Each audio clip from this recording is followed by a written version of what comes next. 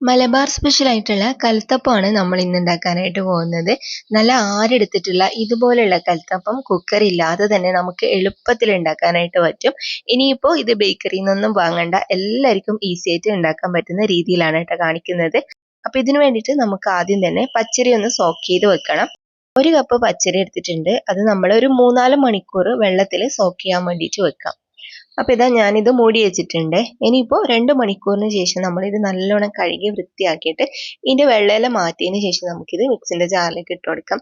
അപ്പൊ വെള്ളത്തിന്റെ കറക്റ്റ് അളവ് പറഞ്ഞുതരാൻ വേണ്ടിയിട്ടാണ് ഇതിലുള്ള വെള്ളം മൊത്തം മാറ്റിയത്. ഇനിയിപ്പോൾ നമുക്ക് ഇതിലേക്ക് ഒരു 1/4 കപ്പ് ചോറ് ചേർത്ത് കൊടുക്കാം.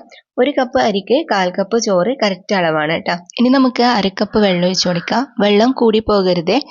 ഇനിയിപ്പോൾ നമുക്കിതിന് ഫ്ലേവർ കൊടുക്കാൻ വേണ്ടിയിട്ട് 1/4 ടീസ്പൂൺ ചെറിയ ജീരകവും 3-4 ഏലക്കായും ചേർത്ത് കൊടുക്കാം. ഒന്നുകിൽ ഇതുപോലെ മുഴുവനായിട്ടുള്ള ഏലക്കായ ഇട്ട് കൊടുക്കുക, അല്ലെങ്കിൽ നിങ്ങൾ മാവ് കലക്കുന്ന സമയത്ത് കുറച്ച് ഏലക്കായ് പൊടി ചേർത്ത് കൊടുത്താലും മതി.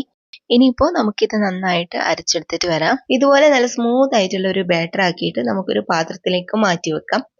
ഇനിയിപ്പോൾ നമുക്ക് ശർക്കരപ്പാനി റെഡിയാക്കാനുണ്ട്. ഞാനിതിപ്പോൾ 2 അച്ച് ശർക്കരയാണ് കേട്ടോ എടുത്തത്. നല്ല വലിയ സൈസിലുള്ള ശർക്കരയാണ്. ഇതിലേക്ക് നമുക്ക് ഒരു 1/2 കപ്പ് വെള്ളം ഒഴിച്ചിട്ട് ഇത് മെൽറ്റ് ആവാൻ വേണ്ടിയിട്ട് വെക്കാം. നിങ്ങൾ പൊടിച്ചതാണ് എടുക്കുന്നതെങ്കിൽ ഒരു 1/4 കപ്പ് എടുക്കാം. കറക്റ്റ് അളവ് പറയുകയാണെങ്കിൽ 200 ഗ്രാം ശർക്കരയാണ് നമുക്ക് വേണ്ടത്.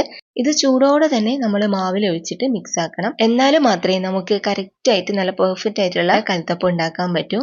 പിന്നെ ഇത് ഒഴിച്ചാൽ അപ്പോൾ തന്നെ നല്ലോണം മിക്സ് ആക്കി കൊടുക്കണേ.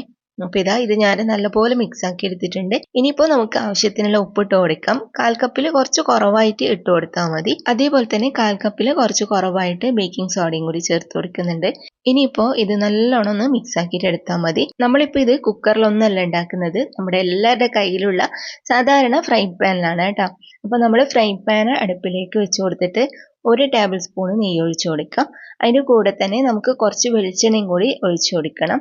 ഇത് രണ്ടും കൂടി ആകുമ്പോഴാണ് ഇതിന്റെ ആ ഒരു നല്ല ഫ്ലേവർ കിട്ടുക കേട്ടോ. വെളിച്ചെണ്ണയും നെയ്യും കൂടി ആകുമ്പോൾ നല്ല ടേസ്റ്റ് ആണ്. പിന്നെ നിങ്ങൾക്ക് വെളിച്ചെണ്ണ ഒഴിക്കാൻ താല്പര്യം ഇല്ലെങ്കിൽ 2 ടേബിൾ സ്പൂണ് നെയ്യ് ഒഴിച്ചു കൊടുത്താലും മതി. ഇനി ഇത് ചൂടായിട്ട് വരുന്ന സമയത്ത് നമുക്കിതിലേക്ക് കുറച്ച് തേങ്ങാക്കൊത്ത് ചേർത്ത് കൊടുക്കാം. ഇത് പകുതി മൂപ്പാവുന്ന സമയത്ത് ഇതിലേക്ക് കുറച്ച് ചെറിയുള്ളിയും കൂടി ഇതുപോലെ ചെറുതായിട്ട് ചോപ്പ് ചെയ്തിട്ട് നമുക്ക് ഇട്ട് കൊടുക്കാം. ഇനിയിപ്പോൾ ഇത് നല്ലൊരു ഗോൾഡൻ കളറിൽ രണ്ടും കൂടി ഫ്രൈ ആക്കിയിട്ട് എടുക്കാം. പിന്നെ കുറച്ച് ഞാൻ മാറ്റി വെച്ചിട്ടുണ്ട് കേട്ടോ, മുകളിൽ എവിടെയെങ്കിലും മിസ്സിങ് ആയിട്ടുണ്ടെങ്കിൽ അവിടെ ഇട്ട് കൊടുക്കാൻ വേണ്ടിയിട്ടാണ്. ഇനി നമ്മൾ അരച്ച് വെച്ചിട്ടുള്ള ആ ഒരു മാവ് നമുക്ക് ഇതിലേക്ക് ഒഴിച്ചു കൊടുക്കാം. ഒഴിക്കുന്ന സമയത്ത് ഫ്ലെയിം നല്ലോണം കുറച്ച് വെക്കാൻ വേണ്ടിയിട്ട് നോക്കണേ. ഇത് ഫുള്ളായിട്ട് ഞാൻ ഇതിലേക്ക് ഒഴിച്ചു കൊടുത്തിട്ടുണ്ട്. അതുപോലെ തന്നെ ഇനിയിപ്പോൾ നമുക്കിത് മൂടി വെച്ചിട്ട് ലോ ഫ്ലെയിമിൽ കുക്ക് ചെയ്യാം. മാക്സിമം ഫ്ലെയിം കുറച്ച് വെക്കാൻ വേണ്ടിയിട്ട് നോക്കാം. എന്നിട്ട് ഒരു 10-15 മിനിറ്റ് മാത്രം നമ്മളിത് കുക്ക് ചെയ്തെടുത്താൽ മതി. അപ്പൊ ഇത് റെഡി ആയിട്ടുണ്ട്. ഇനിയിപ്പോൾ ഇതിന്റെ ചൂടെല്ലാം ഒന്ന് മാറിക്കഴിഞ്ഞാൽ ഞാനിത് കട്ട് ചെയ്തിട്ട് കാണിച്ചു തരാം. അപ്പൊ ഇത് നമ്മുടെ അടിപൊളിയായിട്ടുള്ള കൽത്തപ്പം റെഡി ആയിട്ടുണ്ട്. ബേക്കറിയിൽ നിന്ന് കിട്ടുന്നതിനേക്കാളും നല്ല ടേസ്റ്റി ആയിട്ടുള്ള കൽത്തപ്പത്തിന്റെ റെസിപ്പിയാണിത്.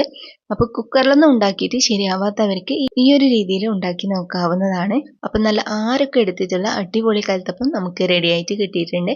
എല്ലാവരും ട്രൈ ചെയ്തിട്ട് ഫീഡ്ബാക്ക് അറിയിക്കുക. ഇന്നത്തെ റെസിപ്പി നിങ്ങൾക്ക് എല്ലാവർക്കും ഇഷ്ടമായിട്ടുണ്ടാവും എന്ന് വിചാരിക്കുന്നു. ഇതുപോലുള്ള നല്ല നല്ല റെസിപ്പികളുമായിട്ട് നമുക്ക് വീണ്ടും കാണാം.